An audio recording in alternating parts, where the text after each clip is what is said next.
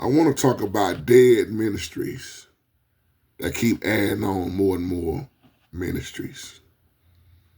Dead ministries that want to add on more and more. Of course, I'm not talking about everybody's church building. And we did a live chat coming from the book of Revelation once again. The new heaven and new earth. The new Jerusalem. And I said in that particular video, live chat Bible study, that there's going to be a time where there's no more temple. No more buildings. Which leads me into this video right here now. Sister Tasha, I love your email. But this video right here, I'm already hated on by so many. And I mean this out of love. But this video right here is going to make the average Baptist church mad. It's going to make a lot of people mad, especially for those who've been having a building fund for 20-some years. The churches that don't understand stewardship. You ever notice these buildings that the ministry that they have is already dead, but they want to keep adding on more and more ministries? Think about that. What is ministry? See, you got your church mission statement, but then a lot of people that look at the church mission statement, they have forgotten about the Great Commission. And just because you're moving don't mean you're moving. Somebody will catch this later. You wonder why in the black community you still see 6 or 7 churches on one street. You got to question that. You got to ask yourself, what keep going wrong all these years? Or why haven't they got the building built yet? Or what's going on with stewardship, but you keep hearing about tithe, not stewardship?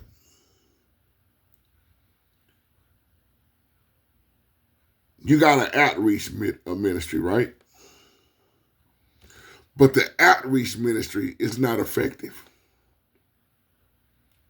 It's dead. But then you want to add on a children's ministry.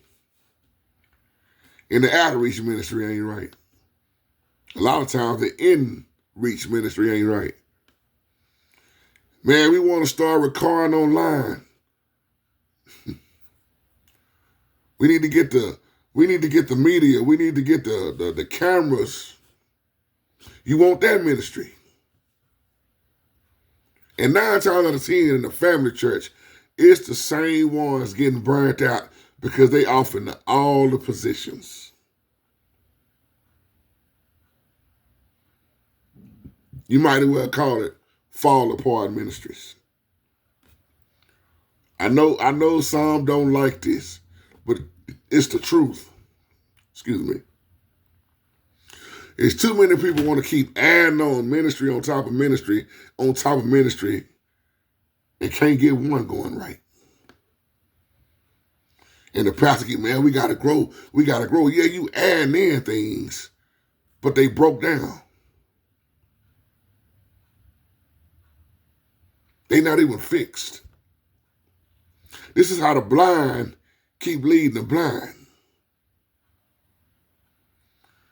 You want to have a prison ministry, but you can't even get the brotherhood ministry right. See, every church I ever went to, the brotherhood ministry was never effective. The brotherhood ministry messed up, but the women's ministry, they got so many women they can't even count no more. Because the women are always outnumbering men in church. That's why now you see more women running the church. Most won't even look at the fivefold ministry that Paul was talking about. So instead of going by the word, people going by feelings. What I feel should happen next. And it get to a point where more and more people get burned out because they're not seeing no results. All they are doing is just being a church goer.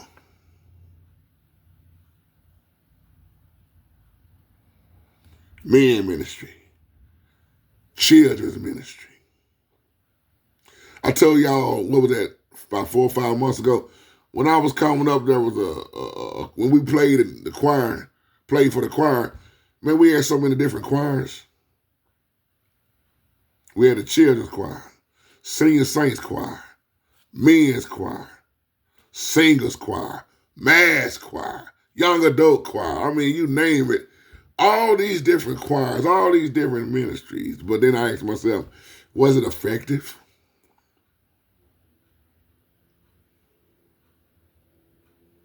You have more and more events that keep happening in the building, but there's no structure. But when you say it's Easter Sunday, church finna be packed. What's coming this Sunday, this so-called Mother's Day, all this stuff don't have nothing to do with the Most High. It come Mother's Day, church gonna be full. But when you say it's Bible study on Wednesday night, can't get 10 people to show up on it. I'm talking about dead ministries that keep adding ministries. Burnt out leaders who continue to go on burnt out. No rest. And like I talked about the other day, you got too many men that want to be pastors, but their home is not in order. Y'all see, we've been talking about this stuff for a while. Man, I want to get me a church building, man. Your home ain't even in order. But I want to build it. What it takes to keep the building going.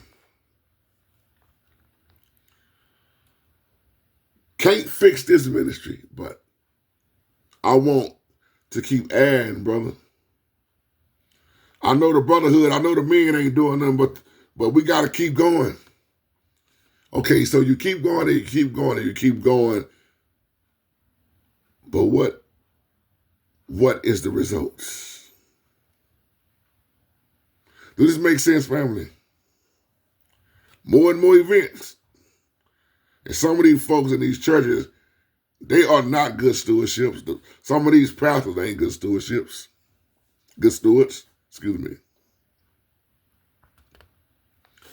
What happened to the teachings of how to store up for yourself?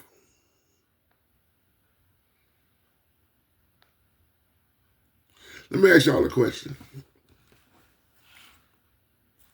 My sister, I got your email right here in front of me. Let me just make sure I'm covering this. Let me go through this email, because this is powerful.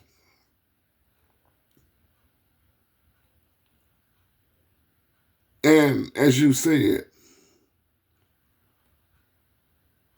what happened to reconciliation ministry?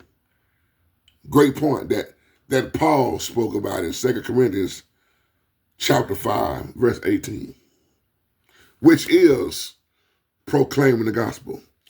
I'm always asking, what happened to the Great Commission? Go ye therefore, we just said this last night, go ye therefore, teaching and making disciples in all nations and tongues. And then look at how many people, I want to be a part of ministry.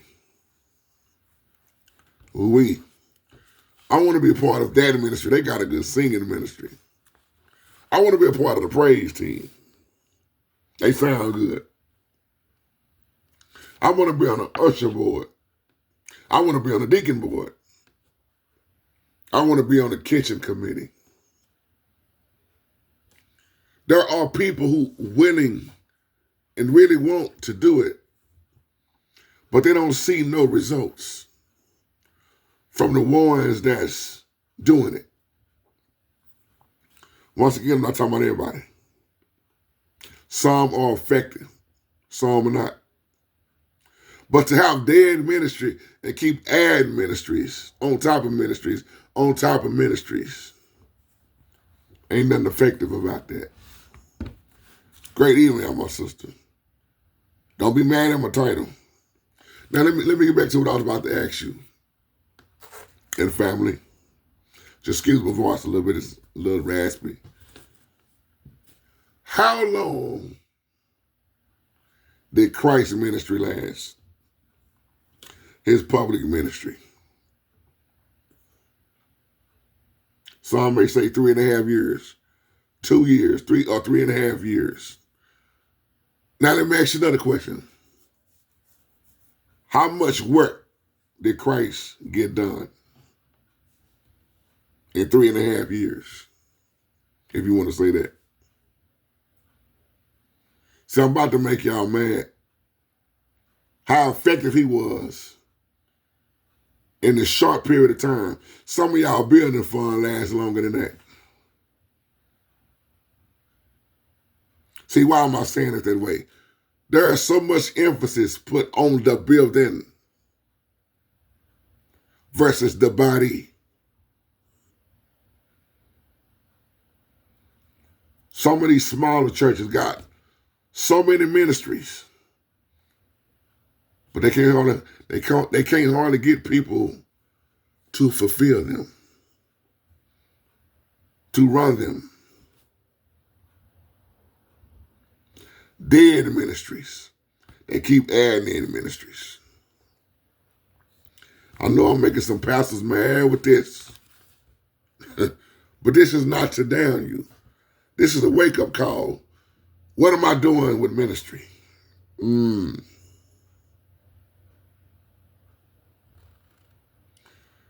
so many pastors get to the point where let me break it down now from a musician standpoint. Every time I run into a pastor, brother, you know some musicians? That's the first question. Do you know anybody, man, looking to play at church? I need a musician so I can grow the church. And don't get me wrong, music plays a big part. But is music the foundation? See, we got a whole lot of music being played in a lot of churches. There are a lot of musicians. And there's a lot of low-down, dirty musicians also. Some of these pastors don't care about how the musician's living. They just want a musician in there to start trying to grow the church. Because, well, if I can get the music then, and music draws, I can will them in. But you don't care that the organ player's gay. You don't care about that woman that's a lesbian over the praise team who need to be delivered. See, people get mad when I talk like this. You want to keep adding to the body. But what are you trying to add to the body? See, when Peter preached the day of Pentecost, 3,000 souls got saved and baptized. I don't remember him having no music, no organ player there. See, it's past music. Music has its part, its place. But when people keep putting more emphasis on the music than the Holy Word itself, there's something wrong.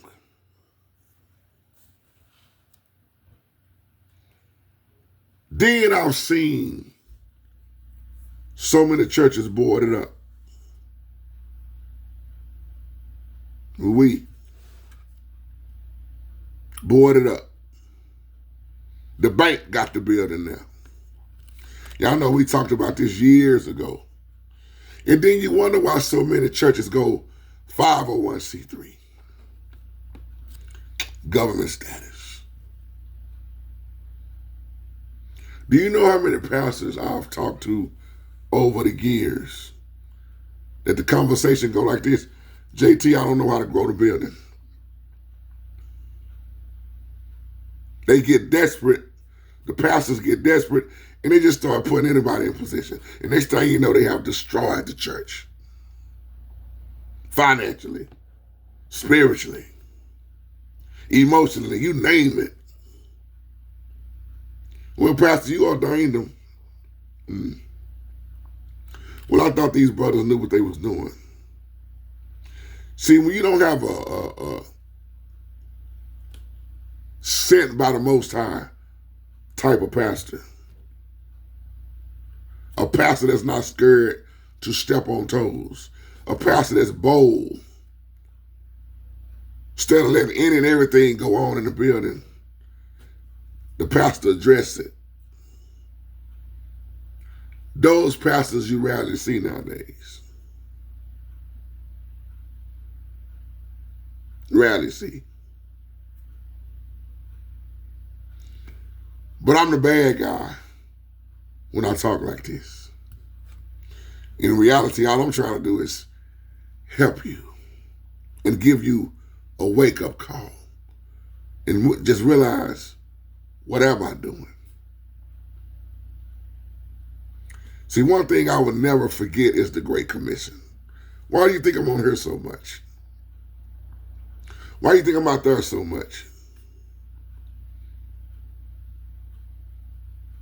See, and then you wonder why so many pastors are having these rituals in their churches now. Freemasons.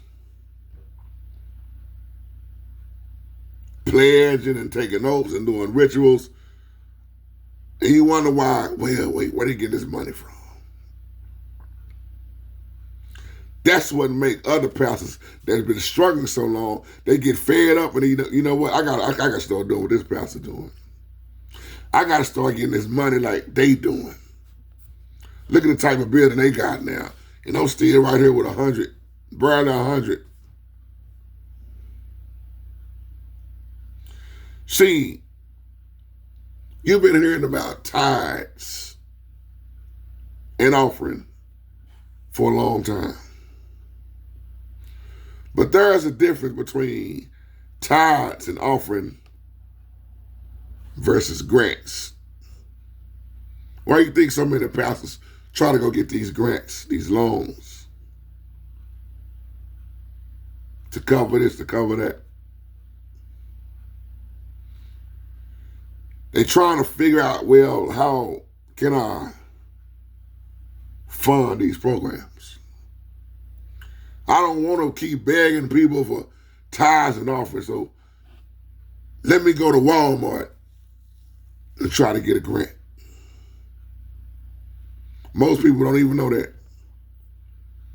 Walmart gives those grants. And I'm still looking at your email.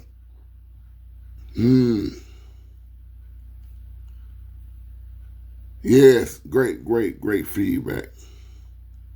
You made another great point when you said a lot of these churches, well, these preachers, that's why they won't preach on certain sermons, abominations, or they won't go against the LGBT. You are so right. You're so right. But most of them will go get grants now. And the grants is what's funding the programs versus you keep going over here begging the people for tithes and offerings. See, I'm reminded of a church I used to go to years ago.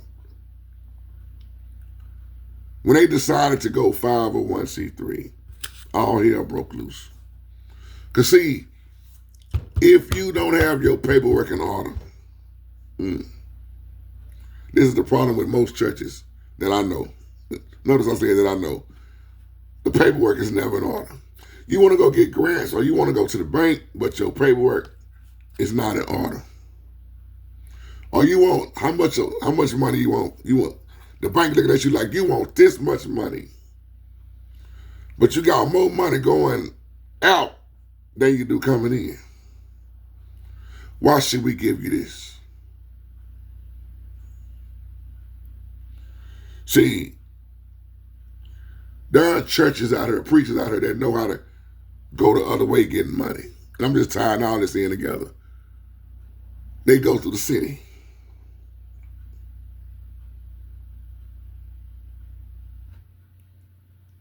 They know how to get the funding. But once again, if you don't have a leader who is sent by the Most High, that know how to lead, this is why I ain't hooked up with everybody. See, I know about the food pantry, did it for years.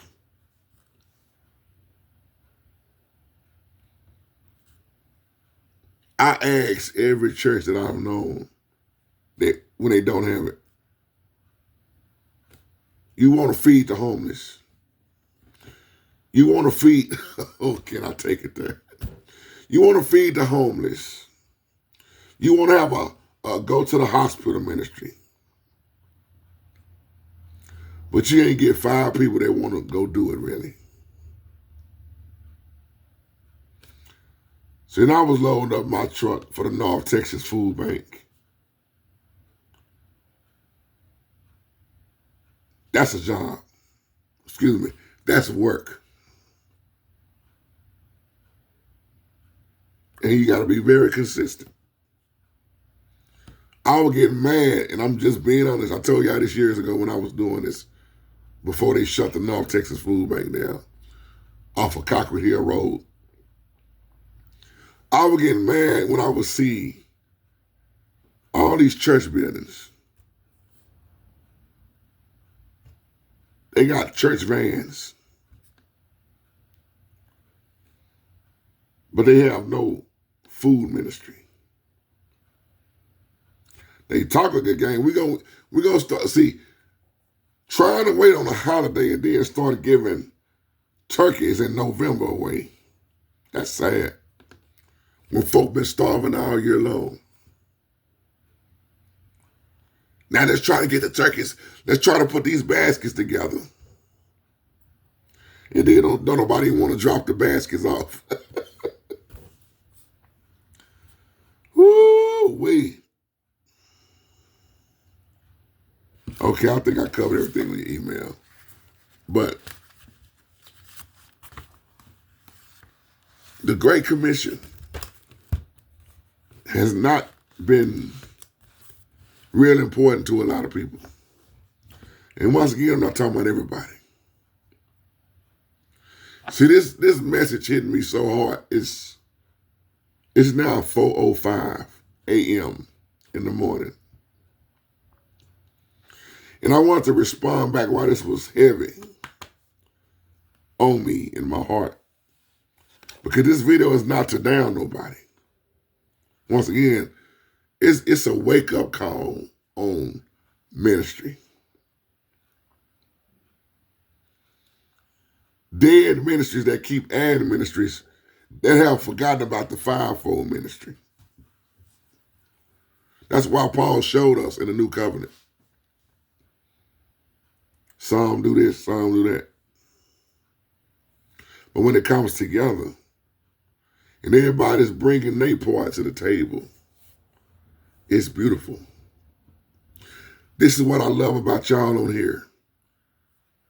To those who don't understand the Cash App sign, the Zelle, the if you would like to donate. You notice I'm going to keep preaching and teaching regardless. You notice I'm going to keep going, dropping off clothes to the women's shelter. I'm going to keep going to the women's shelter speaking. I'm going to keep doing whatever I can do while I'm here, while I'm alive.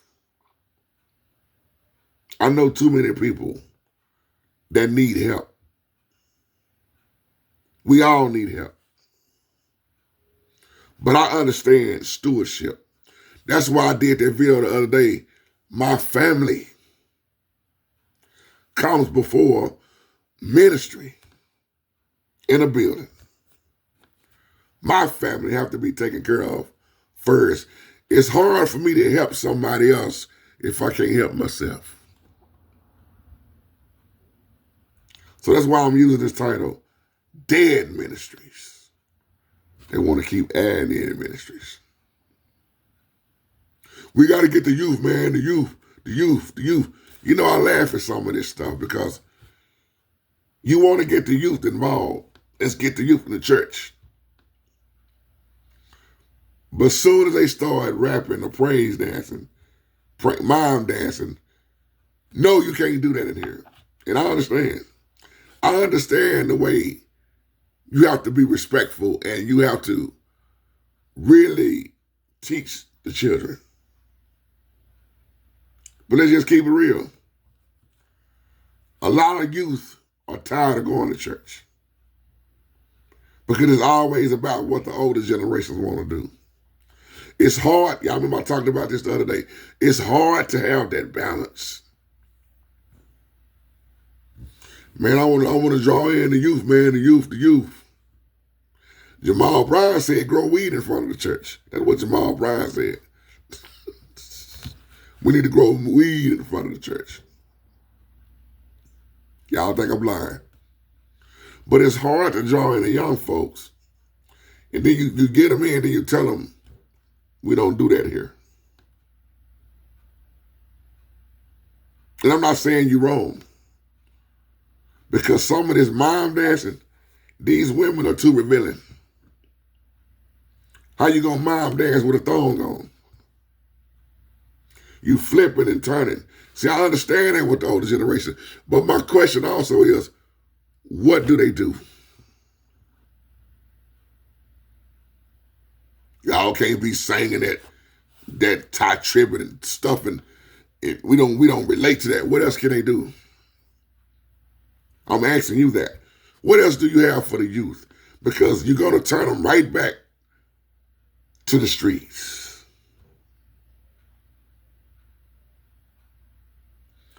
When I was coming up, I told y'all we had retreats, lock-ins, mission. But even with that, I'm looking at the maintenance. We got to keep doing this, keep doing that.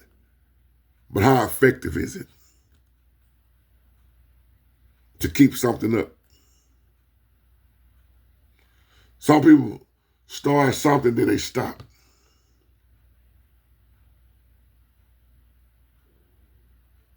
Well, I thought y'all was going to be committed. If I'm not committed, if I'm not committed, I'm going to be consistent. And that's another issue. Bible study is not a lot committed to it. Once again, I'm not talking about everybody. But see, it'll show you and your church building something when you say, okay, y'all, we're going to take the kids to Six Flags. And you have a major turnout for the event. But once again, then Bible study, 10 people at the most. It go to show you people are more in love with the activities, the events. But when it comes to the word, here come all the excuses, except from a few. Dead ministries. They keep adding on ministries. I can't get the brothers to church. The brotherhood is not effective. But yeah, y'all, we working on a prison ministry. How? Why are you trying to work on a prison ministry and you can't even get your brotherhood ministry off the ground?